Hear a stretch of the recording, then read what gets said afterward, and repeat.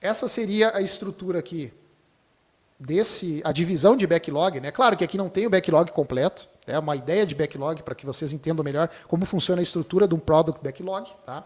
Mas, basicamente, para ter digamos assim, um funcional mínimo de um aplicativo de streaming, a gente precisa ter, no mínimo, esses épicos e essas funcionalidades, que são, né, um épico que está relacionado a cadastros, onde a gente tem algumas funcionalidades que são referentes a cadastro, né, dos usuários, e cadastro de série, cadastro de conteúdos também que vão estar na plataforma.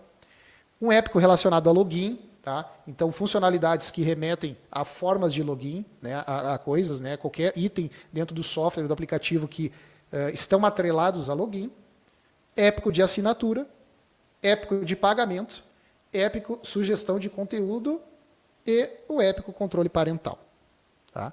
Aqui a gente está falando, pessoal, num nível muito macro ainda. Épico, como o Sidney, né, até já explicou em algumas outras videoaulas, o épico é uma coisa muito grande dentro do Product Backlog.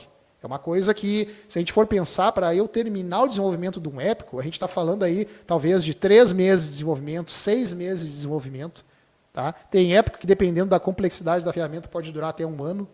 Enfim, tá? Mas nunca um épico vai ser finalizado dentro de uma sprint planning, por exemplo, de 15 dias. Tá? É uma coisa muito grande. E aí sim, por isso que a gente quebra épicos em funcionalidades. Tá? E aqui, no caso, o nosso PO, que já fez um trabalho prévio de separação de itens do Product Backlog, que ele acredita que devam ser refinados, porque vão entrar na próxima sprint, o nosso PO aqui já trouxe, por exemplo, essa funcionalidade que está relacionada ao épico pagamento, e ele vai começar a escrever as primeiras user stories dessa funcionalidade de pagamento na fatura do cliente. Ele também puxou uma funcionalidade do épico cancelamento. Tá? Então, ó, cancelamento, permanência na plataforma e cancela ao fim do ciclo, é outra funcionalidade. Uma funcionalidade relacionada a play de conteúdos free, a conteúdos free, tá?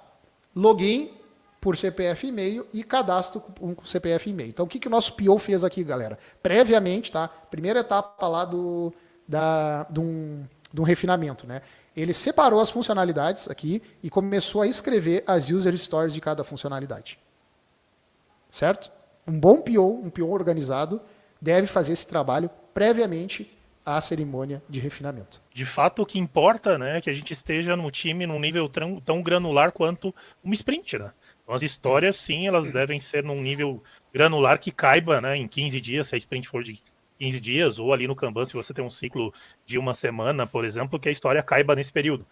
Não seria tão interessante trazer coisas que não caibam num período de entrega mínima. Né? Então, o incremento ele é valioso ao ponto de, dentro do período que é combinado de sprint ou de ciclo, né, que você consiga entregar algo que seja utilizável. Né? Exatamente. Né? E aí, é como o Sidney comentou, galera, o PO acredita que o que ele está fatiando do Product Backlog aqui, que seriam essas funcionalidades com essas user stores, atenderia, né, o time conseguiria levar isso para uma planning e desenvolver. Tá? Mas aí é um exercício que a gente vai aprendendo, que o PO principalmente vai aprendendo junto com o time. Né? O PO cada vez mais, conforme o time vai rodando as sprints, ele entende qual é a capacidade de desenvolvimento desse time. Então, previamente, um bom PO, já conhecendo a capacidade do time, ele já faz uma separação do Product Backlog com itens que ele já imagina que o time vai conseguir desenvolver. Né? E aí, se a gente perguntar, né, galera, quem é que ajuda o time a tornar cada vez mais clara a sua capacidade, a métrica de capacidade, quem é dentro do cenário como um todo aí, do time de agilidade? Quem é o papel que ajuda o time a entender sua capacidade, a coletar métricas que vão ajudar a todos, né, o time, os desenvolvedores, inclusive o PO, a entender qual a capacidade desse time. E claro, a gente fala SM, porque a gente está falando do Scrum, tá? Então seria o Scrum Master, mas, galera, isso aí, agilista, como a Beatriz trouxe, Agile Master, tá? Agile Coach, às vezes eu posso ter um Agile Coach ajudando a fazer esse papel, tudo certo. SM, o Salvador, que nem diz o Ryan. Tudo menos o Superman. Tudo menos o Superman, é. Não pode ser o SM que veste a cueca vermelha e faz tudo sozinho, tá?